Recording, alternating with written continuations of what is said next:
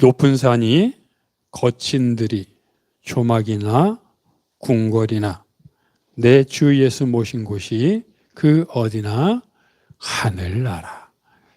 사람들은 천국이 돈 많은 곳, 건강한 곳이라고 생각하지만 천국은 초막이든 광야든 돈이 있든 없든 몸이 아프든 아프지 않든 상관없습니다. 내 마음에 예수님이 살면 하늘나라입니다. 여러분, 하늘나라를 살고 있습니까?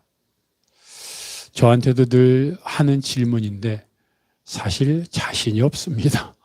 저도 자신 없는데 여러분들은 더 하늘나라를 경험하며 살기를 바라면서 정말로 우리가 언제 이 땅을 떠날지 모르는데 그 떠날 때 적어도 나를 맞으러 온 천군 천사는 보고 가야 되지 않겠습니까? 어떻게 될지 몰라 방황하고 놀라고 두려워하면서 죽지 않겠다고 발버둥 치다 가는 인생 아니고 이 땅 떠날 때 언제일지는 모르나 사람들은 슬퍼하겠죠. 슬퍼해야죠. 내가 이 땅을 떠나는데 기뻐하면 안 되죠. 근데 사람들은 슬퍼하는데 내 옆에 하나님이 보내주신 천군 천사가 있어서 빨리 가고 싶어 해서 하늘나라 가는 그런 마지막 임종 맞이해야 되지 않겠습니까?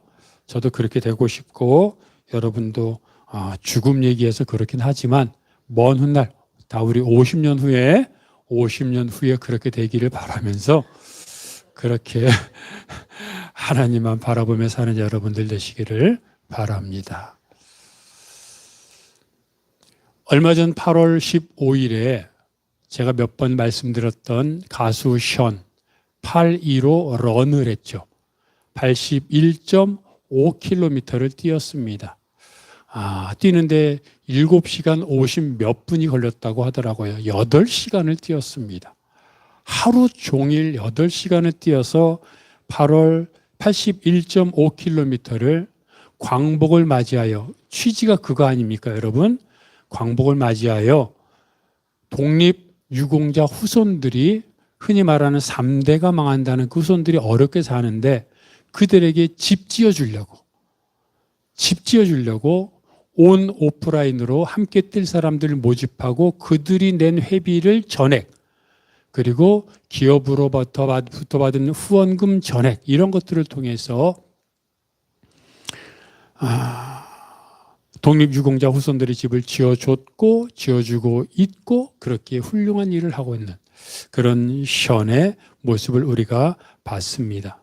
81.5km를 뛰는 게 정말 쉬운 일이 아닌데, 걷는 것도 힘든데, 아니 81.5km를 운전하는 것도 힘들지 않습니까? 그런데 뛰고 또 뛰는데 혼자 뛰기 힘드니까 페이서라고 해서 옆에서 도와주는 러닝을 해주는 도우미 선수들이 8.15km를 뛰고 또 다른 선수들이 또 8.2km를 또 도와주고 이렇게 번갈아 가면서 하는데, 이번에도 션이 81.5km를 뛸 때 세 번째 그룹의 8.15km를 뛰는 페이서, 도와주는 러닝 선수들 중에 션의 첫째 딸이 같이 뛰었습니다. 첫째 딸이 올해로 20살이라고 합니다. 그런데 20살인 첫째 딸이 3년 전부터 같이 뛰고 있는데 8.15km를 다 뛰지는 못하지만 8.15km를 아버지와 같이 뛰는데, 션은 이렇게 말합니다. 자신의 그 8.15 런을 하는 뜻을 알고 이해하고 그리고 함께 동참해 주는 첫째 딸의 마음을 알기 때문에 너무 고맙다고 말합니다. 근데 이것뿐만이 아닙니다. 우리가 알고 있는 것처럼 션 그리고 정혜영 부부는 겨울이 되면 늘 어렵게 사는 분들을 위해서 연탄 나눔 봉사를 합니다. 그런데 이 봉사를 할 때 션과 정혜영 부부뿐만이 아니라 그들의 자녀들도 같이 봉사를 합니다. 그래서 같이 봉사해서 내 자녀가 있는데 내 자녀들도 함께 자기에 맞게 연탄을 짊어지고 들고 봉사하는 그런 모습을 보여주고 있습니다. 어제 션이 새롭게 하소서에 나와서 간증하는 얘기를 잠깐 보았는데 이 얘기를 하더라고요. 둘째가 아들입니다. 지금은 17살인데 몇 년 전 15살 때 이영표 선수도, 우리가 잘 알고 있는 축구 선수 이영표 선수도 션과 함께 달리기를 하고 8.15 런 이런 것들을 같이 하는데, 이영표 선수가 그 션의 둘째 아들 하랑이라고 하더라고요. 15살 때 이런저런 이야기를 나눴습니다. 그러면서 둘째 아들에게 이렇게 말했답니다. 하랑이에게, 얘야, 나도 달리기 하는 게 무척 힘든데 너는 왜 이렇게 달리기를 열심히 연습하는 거야? 라고 하랑이에게, 션의 아들 하랑이에게 이영표 선수가 물어봤답니다. 그랬더니 하랑이가 이렇게 말을 하더랍니다. 나중에 아버지가 힘들어서 못 뛰게 되면 내가 이어서 달리기를 하려고 지금 연습하고 있어요. 야, 이 얘기를 듣는데 그게 바로 기쁨이고 칭찬이고, 내가 잘 살아왔구나 하는 이야기를 그런 생각이 들었다고 이야기를 하더라고요. 가끔 그런 생각을 합니다. 이 자녀들이 어떻게 될까 궁금해집니다. 우리가 아는 것처럼 부모들은 자녀가 잘 되게 하기 위해 할 수 있는 한, 사실 돈이 없어서 그렇지 돈만 있으면 국제학교 보내고 싶고 유학 보내고 싶고 공부 이외에 다른 것은 손도 못 대고, 심지어 예수 믿는 분들도 주일날에도 교회 못 가게 하고 막 이러지 않습니까? 고3 때는. 그렇게 하면서 성적 오르고 너만 잘 돼야 된다고 그렇게 주입하는 그런 시대인데, 이런 시대에 어렸을 때부터 연탄 배달 나눔을 같이 하고 달리기를 하고, 그리고 이렇게 자란 아이들이 어떻게 될까라는 생각을 해보면서 문득 또 이 생각을 했습니다.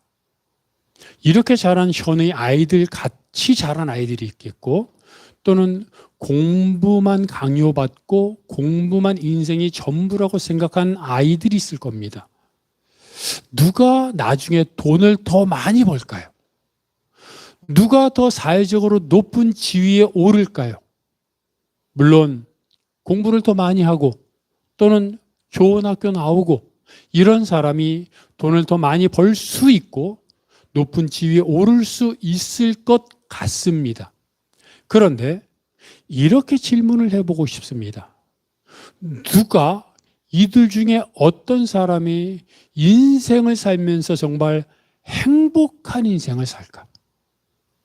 인생을 살면서 다른 사람의 아픔을 나눠주고 다른 사람의 손을 잡아주고, 그리고 인생을 마쳤을 때 정말 멋진 인생이었다고 스스로 생각하고 남들도 인정하는 그런 인생을 이들 중에 어떤 부류의 사람들이 그런 인생을 살까? 라고 생각해 보곤 합니다. 바울은 자기에게 예수의 흔적이 있다고 말합니다. 여러분, 여기에서 흔적이라는 말은 헬라어 원형으로 스티그마라고 합니다. 스티그마, 흔적. 근데 이것은 찔린 자국이란 뜻입니다. 무슨 말입니까? 예수님이 그 로마 군병들에게 찔렸던 자국, 그리고 바울이 복음을 전하면서 많은 사람들에게 고통받았던 자국, 찔린 자국, 찌른 자국, 찔린 자국. 이 찔린 자국, 그리고 남들로부터 상처받은 자국이 흔적입니다. 그런데 신약 성경에서 이 흔적이라는 스티그마는 오늘 본문 딱 한 군데에서만 사용되었습니다.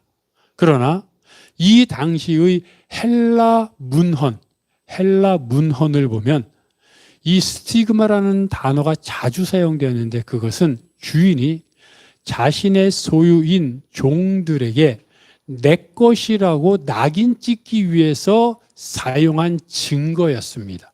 즉 주인들이 노예, 종들을 너 내 거야 라고 다른 사람들한테 증거로 보여주기 위해 낙인 찍은 증거, 도장을 찍든지 아니면 살갗에 무슨 인두로 지지든지 뭐 이런 귀를 뚫든지만은 이런 증거, 노예라는 증거였습니다.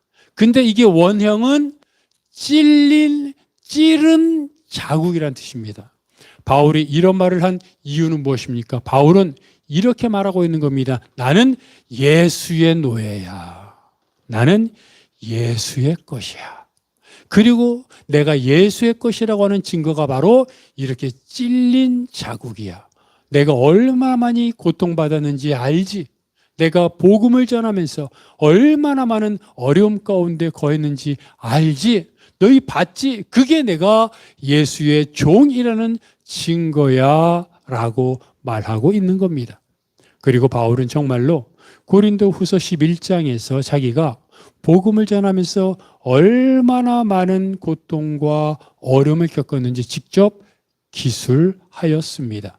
그래서 고린도 후서 11장 23절부터 27절까지는 바울이 직접 얼마나 자기가 고통을 겪었는지 말하고 있는데 우리 한번 읽어보겠습니다. 고린도 후서 11장 23절 후반부부터 27절까지 있습니다. 시작.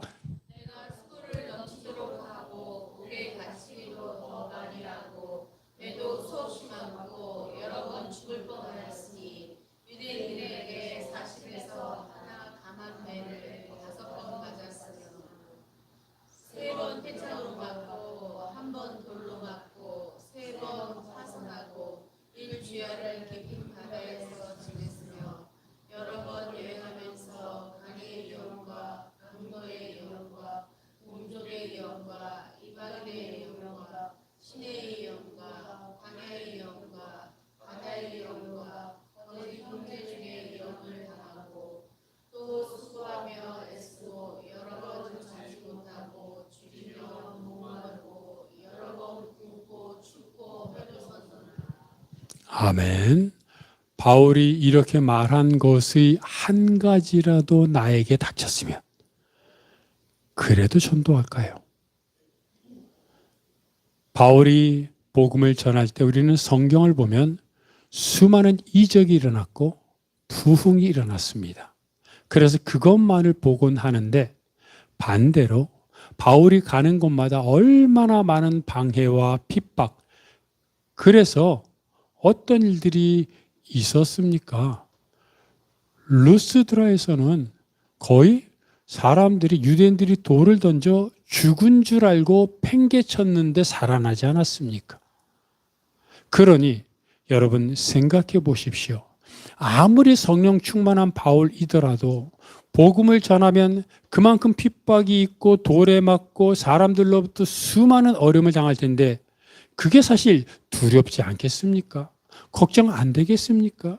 그러니까 성경에 보면 예수님이 여러 번 나타나서 바울에게 두려워하지 말아라. 내가 너와 함께 있다. 담대해라. 라고 말하고 있는 것입니다. 그런데 바울이 만약에 다메섹으로 가던 도중에 예수님을 만나지 않았다면 어떤 인생이 되었을까요? 바울은 그 당시에 가장 유명한 랍비였던 가말리엘로부터 수업을 들은 제자였습니다. 그러니까 아주 유명한 존경받는 랍비가 되었을 겁니다.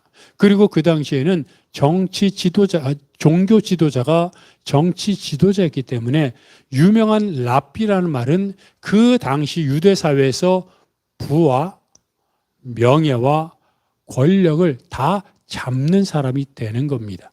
그러니 바울은 예수를 만나지 않았다면 다메섹으로 가서 잡으려고 했던 그리스도인들을 잡아왔을 것이고 바울의 열심을 사람들이 인정하고 바울의 지식도 인정하여 유명한 랍비가 되었을 것이고 세상적으로 떵떵거리고 모든 사람이 저 바울처럼 살아야 한다라고 인정받는 그런 인생을 살았을 것입니다.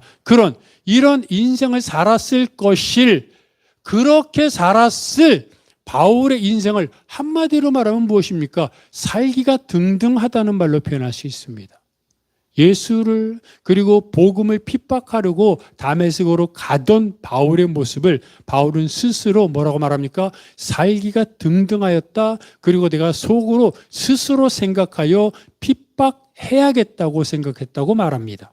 무슨 말이냐면 그의 감정과 생각이 자기 중심적이고 그리고 교회를 핍박하는 인생이 그 인생의 주류가 되었을 것입니다. 그것이 바울의 인생의 삶의 흔적이었을 것입니다.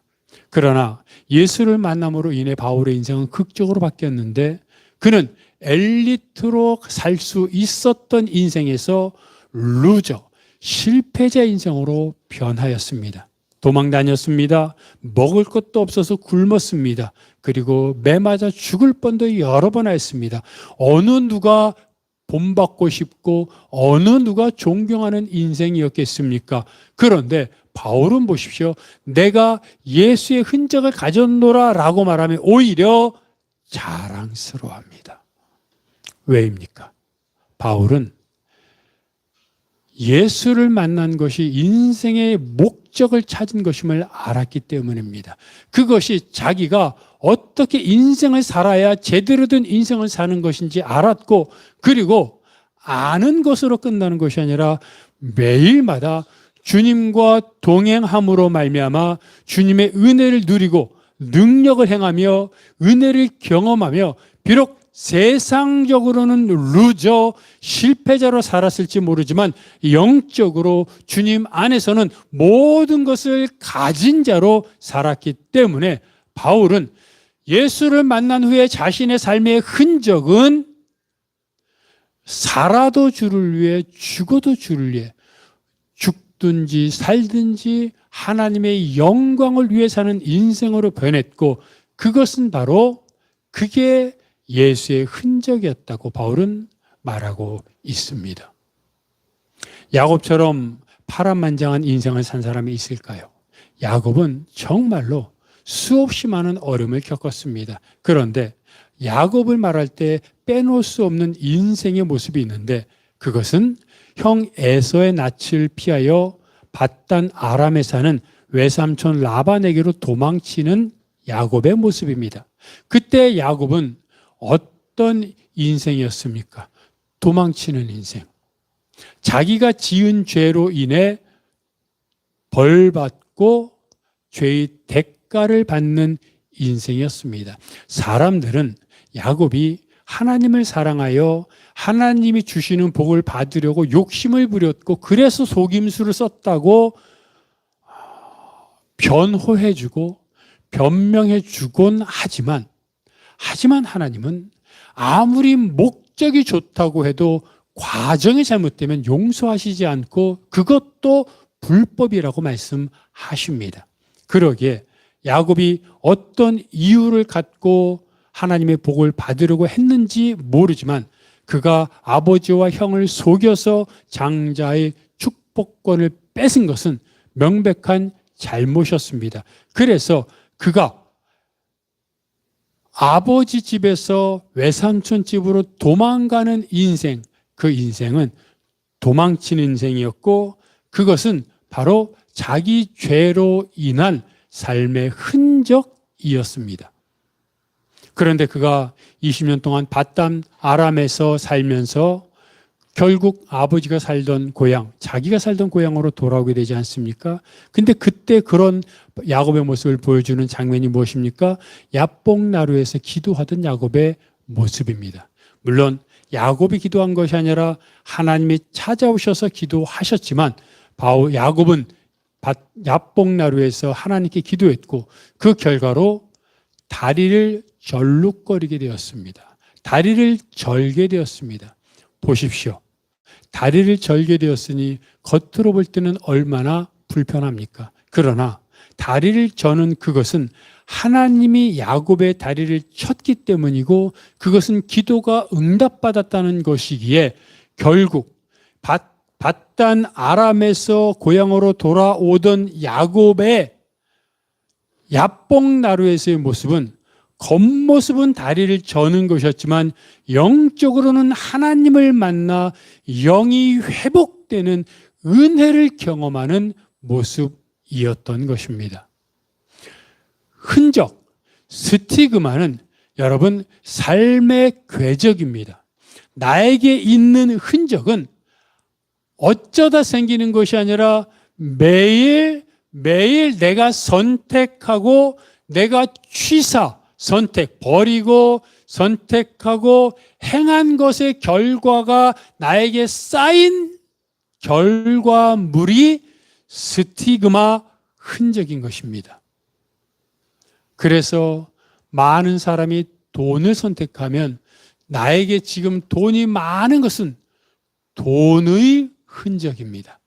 하지만 내가 살면서 다른 사람에게 베풀기 위해 가져야 할 권리보다 훨씬 적게 가졌다면, 그래서 내가 누려야 할 권리보다 훨씬 적게 누리고 있다면 그 적게 누리는 삶의 모습이 예수의 흔적인 겁니다.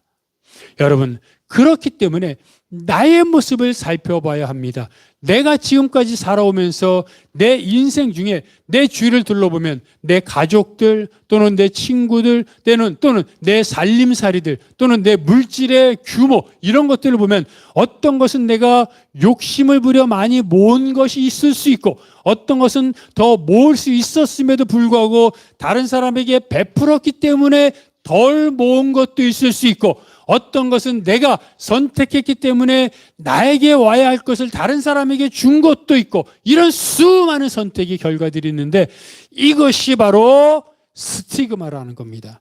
예수의 흔적이란 바울이 말한 것처럼 복음을 전함으로 인해 그로 인해 받은 상처도 스티그마지만 내가 누려야 할 권리를 누리지 않고 다른 사람에게 양도하고 다른 사람에게 흘려보냄으로 인해서 내가 지금 굶고 있다면, 내가 지금 덜 누리고 있다면 내가 지금 그런 상태에 있는 것이 바로 예수의 흔적입니다.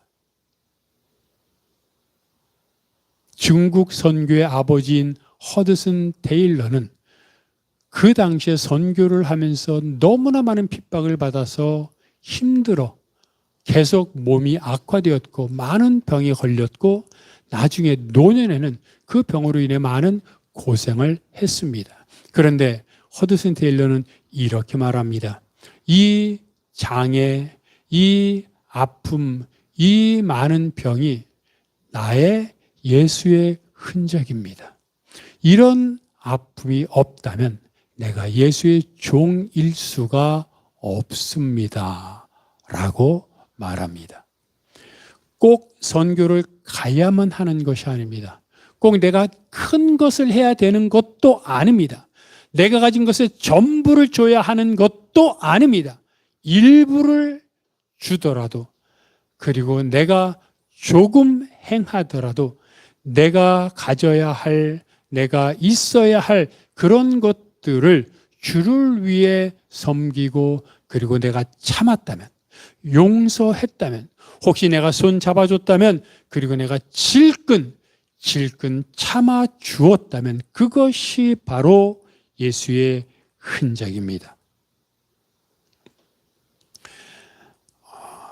그 요양병원에서 간호사로 섬기고 있는 류하은 간호사라는 분이 있습니다.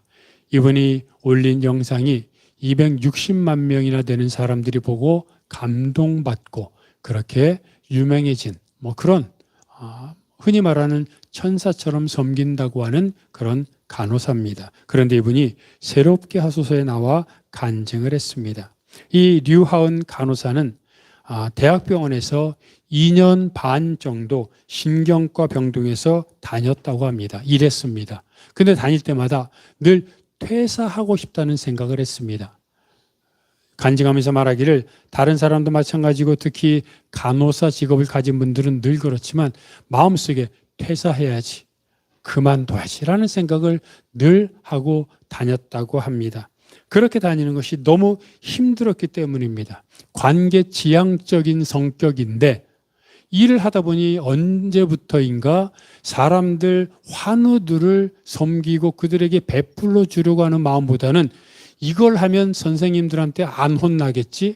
이걸 안 하면 혼나겠지라는 그런 마인드로 바뀐 자신의 모습을 보며 너무 싫었다는 겁니다. 그리고 너무 바쁘고 힘들었습니다. 그래서 하나님 그만두고 싶어요. 근데 예수를 믿었으니까 하나님이 사인을 줘야 그만둘 것 같은데 사인을 안 주시는 겁니다. 그래서 하나님 그만두고 싶어요. 매일마다 기도하며 병원을 다녔습니다. 그런데 어느 날 다른 제목으로 기도하고 있는데 문득 갑자기 마음속에 이런 강한 하나님의 마음이 훅 들어왔습니다. 어떤 마음이냐면 너가 이제 그 대학병원에서 감당할 것은 다 감당했으니 다음 스텝으로 다음 모습으로 가도 된다라는 그런 마음이 훅 들어왔습니다. 너무 깜짝 놀라서 누가 옆에서 나에게 말해주는가 하고 눈을 딱 떠봤는데 아무도 없었습니다. 그런데 사람 마음이 참 이상하죠. 그렇게 응답을 받았는데 조금 있으니까 퇴사하기가 싫은 겁니다. 왜 그럴까 봤더니 유명한 네임밸류 있는 유명한 대학병원입니다. 자랑스럽죠. 또 대학병원에서 근무하니까 월급도 괜찮습니다. 또 사람들과의 스트레스로 인해 힘들었는데 사람들과 관계도 지내다 보니 좋아졌습니다. 유명한 대학병원에서 월급도 괜찮고 사람들과 일하는 것도 또 사이가 좋아졌고 그러다 보니까 괜찮아진 겁니다. 그래서 다시 기도했습니다. 하나님, 내가 그만두고 싶다 그러는 게 알고 보니까 스트레스 때문이었는데 이제 스트레스 안 받아요. 그만 안 둘래요? 하고 그 기도를 끝냈습니다. 그런데 기도를 끝냈는데 아까 말했잖아요. 갑자기 마음속에 훅 들어온 이제 그만두고 다음 모습으로 나가도 된다. 나가도 된다라는 마음을 들었으니 뭔가 찝찝한 겁니다. 그래서 계속 고민하면서 또 기도하면서 생각했습니다. 내가 왜 하나님께 그만둔다고 해놓고 그만두지 않을까 생각해 보니까 아까 말했던 대학병원에서 근무하고 월급도 괜찮고 그리고 사람들과 사이도 괜찮고 그러니까 이렇게 살아도 괜찮네 라는 생각이 있으니 원래 가졌던 선교하고 싶은 그런 마음들 그런 것들도 있었거든요. 그런 것들 그리고 어쨌든 하나님의 응답이 있음에도 불구하고 내가 지금 편해지니까 그만두기 싫어하는 마음임을 깨닫고 이런 결단을 합니다. 내가 지금도 그만두기 싫은데 조금만 더 있으면 아예 그만두고 싶다는 생각 자체가 안 들 것이라는 생각을 하고 아예 결단을 했습니다. 그리고 대학병원을 그만뒀습니다.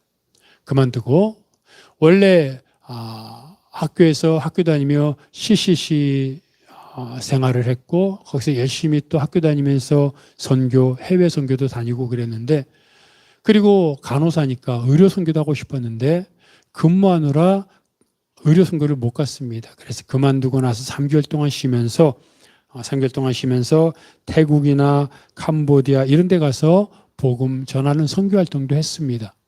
그런데 어느 날 이제 이런저런 유튜브를 통해서 말씀을 듣는데 마음속에 예수님께서 제자들의 발을 씻어주는 모습이 마음속에 확 다가왔습니다. 그러면서 낮은 곳으로 가라. 더 낮은 곳으로 가라 하는 하나님의 마음이 들리는 것 같았습니다. 그때 하나님의 음성이 들리는 것 같았을 때 제일 먼저 들었던 생각이 요양병원이구나 라는 생각을 했습니다. 근데 사실 이 류하은 간호사는 대학병원 오기 전에 요양병원에 가서 약 4개월 동안 근무했던 적이 있었다고 합니다. 근데 그때가 너무 힘들었습니다. 학교에서 임상 실험하면서 알았던 것과 너무나 다른 그리고 요양병원은 이제 죽음을 기다리는 분들이 많다 보니 죽음을 기다리는 분들과 대화하고 또 그들의 그 병원 분위기 이런 것들이 너무 참혹했습니다. 그래서 그때 다니고 내가 요양병원은 도저히 못할 것 같아 라는 생각을 하고 대학병원으로 왔던 겁니다.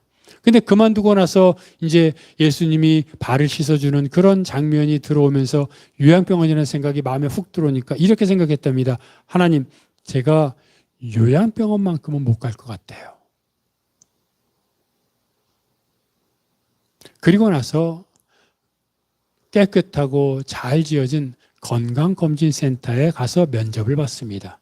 그리고 면접을 보고 나오면서 왠지 마음에 이곳은 아니라는 생각이 들더라는 거예요. 이렇게 깨끗하고 근무하기는 좋은 환경인데 내가 갈 곳은 아니라는 생각이 드는 거예요. 그래서 카페에서 다시 또 기도하고 묵상했다고 합니다. 하나님, 내가 어디로 가기를 원하시나요? 근데 계속해서 마음속에 요양병원이 머릿속에 들어옵니다. 그러면서 이런 생각이 듭니다. 할아버지 할머니와 함께 생활을 했었는데 요양병원이 할아버지와 할머니들이 계시는 곳이기에 그들에게 가서 내가 복음을 전한다면, 그리고 그들에게 내가 있는 힘껏 섬긴다면 괜찮겠다라는 마음이 누그러지면서 결단을 하게 되었다고 말합니다. 그리고 결국 요양병원에서 근무하게 되었습니다. 그리고 이제 섬기면서 그분들에게 다가가서 인사하고 복음 전하고 그들을 따뜻한 할머니와 할아버지로 섬기는 모습이 동영상 뭐 이런 여러 가지 많은 동영상을 통해서 보여주곤 하는데, 거기서 할아버지 할머니들에게 죽음을 기다리는 그분들에게 사랑을 전하고 따뜻하게 대해주고 복음을 전하는 모습이 많은 사람들에게 감동을 주고 있다고 합니다.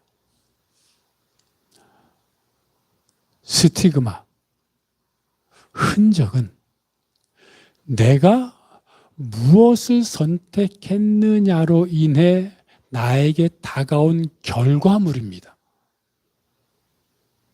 건강을 생각해서 운동을 열심히 하는 사람들은 스티그마, 그 흔적이 건강한 육체로 다가오지요.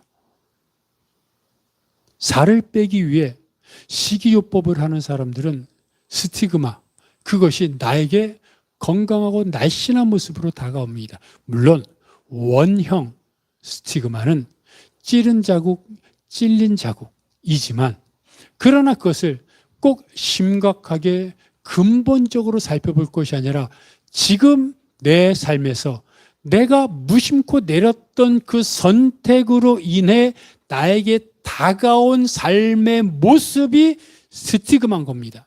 류하은 간호사가 대학병원에서 괜찮은 월급을 받으며 계속 지낼 수도 있었지만 의료 선교를 통해서, 그리고 하나님 주시는 마음을 통해 낮은 곳으로 가서 사람들을 섬기라고 하는 마음을 갖고 선택했던 것은 보수도 더 적고 환경도 더 열악하지만 그럼에도 불구하고 마음속에 복음을 담고 요양병원에 들어가 죽음을 기다려 의미 없고 그리고 늘 풀 죽어 지내며 소외받고 지내던 그들에게 다가가 웃으며 복음을 전하며 그들을 위로할 때 그들의 표정이 변하고, 그들이 영상을 보면 그 할아버지 할머니들이 복음을 들으며 끄덕거리고 함께 찬양을 하고 어눌하지만, 제대로 못하지만 말씀을 읽고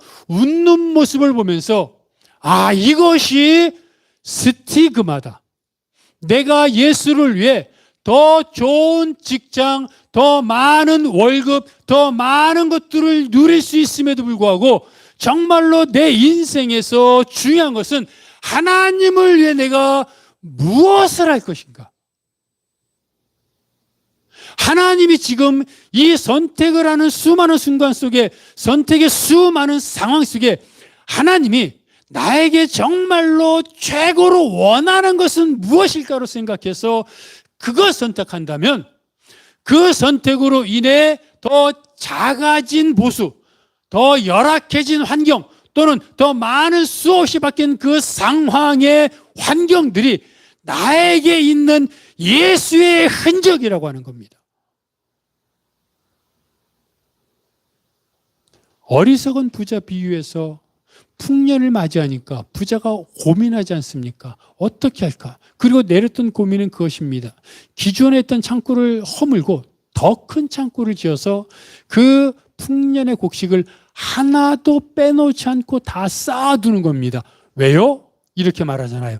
내 영혼아 먹고 즐기자. 여러분, 정도의 차이가 있지만 이것이 사람들의 스티그마입니다. 사람들의 삶의 흔적입니다.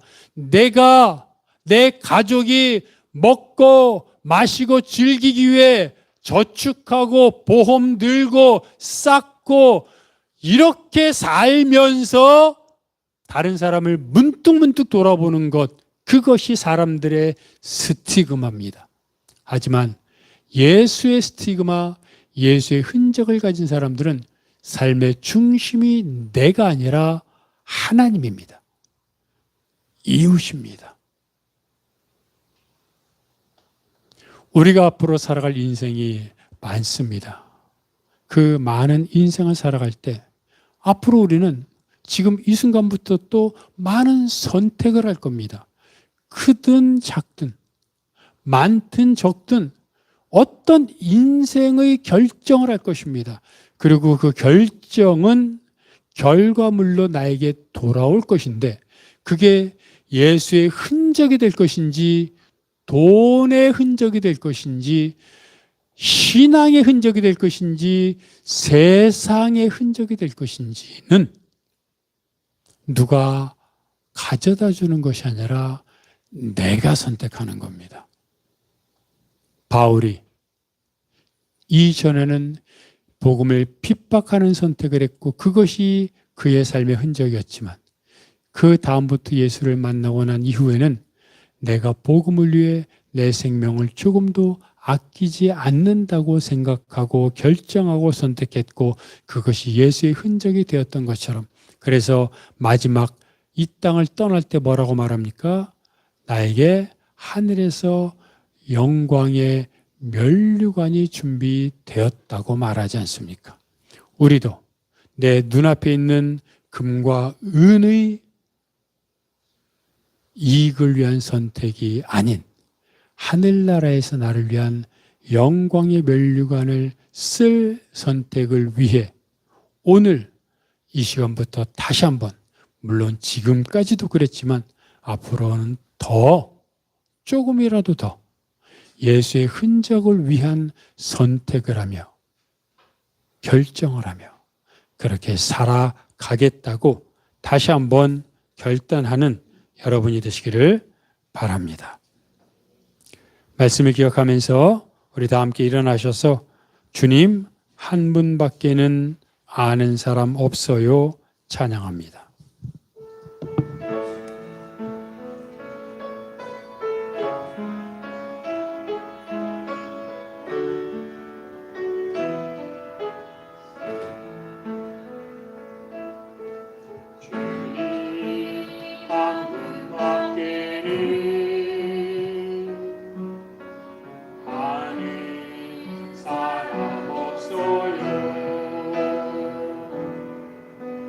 가슴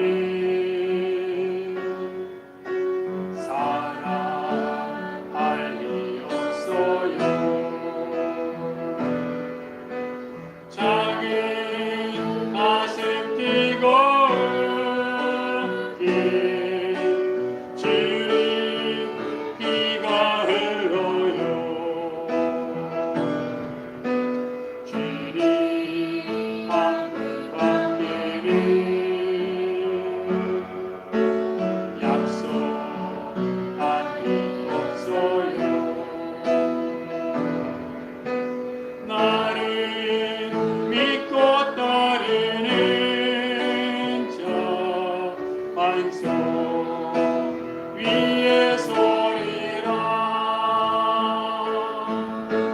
나는 행복해요 제사하였으니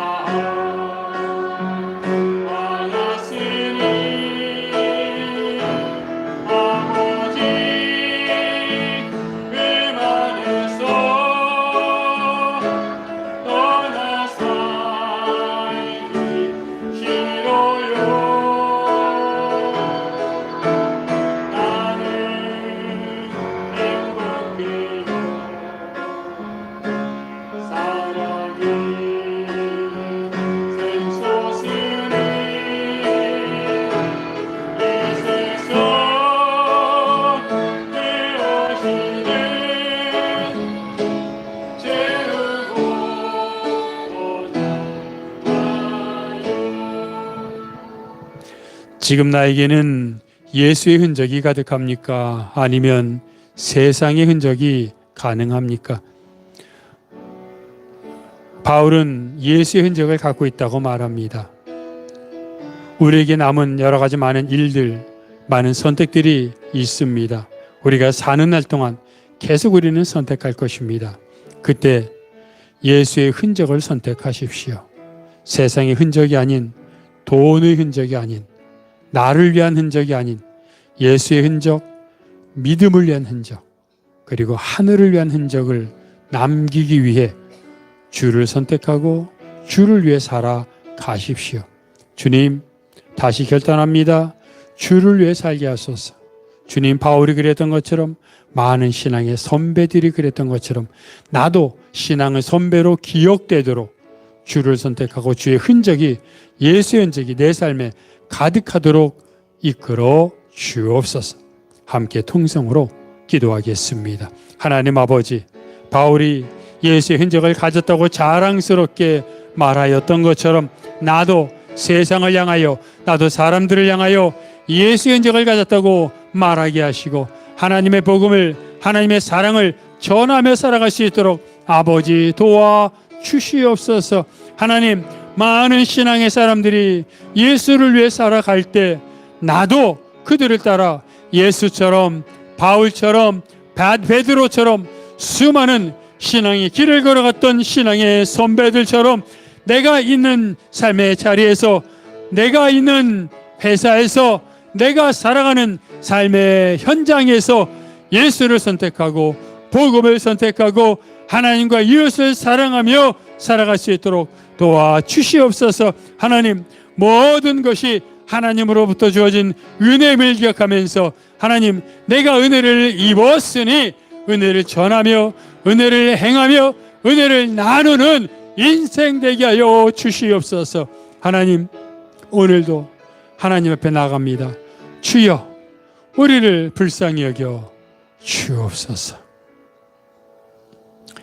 하나님, 수많은 신앙의 사람들이 그러했던 것처럼 우리도 내 몸에, 내 삶에 예수의 흔적으로 가득 차게 하여 주옵소서.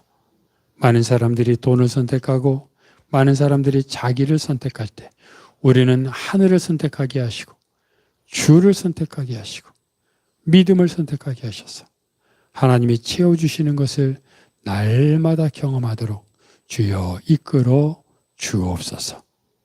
이 모든 것 예수 그리스도 이름으로 기도하오며 이제는 우리 주 예수 그리스도의 은혜와 아버지 하나님의 사랑하심과 성령의 교통하심이 날마다 주를 위해 주의 흔적을 내 몸에 간직하며 살겠다고 결단하는 모든 성도들 머리 위에, 그들의 가정과 사역과 기도 제목 위에, 이 교회 이민족 온 세계의 복음화 위에 영원토록 함께 없시기를 간절히 축원하옵나이다.